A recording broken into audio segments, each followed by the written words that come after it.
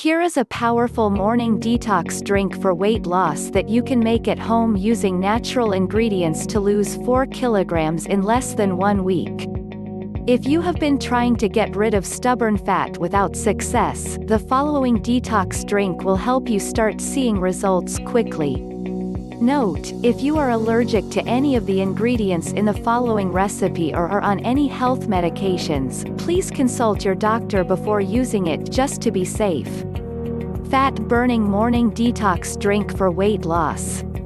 Ingredients: 1 teaspoon freshly grated ginger, 1 glass of water, 1 teaspoon honey, 1 teaspoon lemon.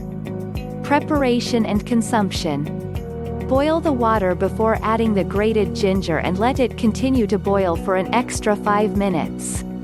Remove your mixture from the heat and let it set aside to cool off completely.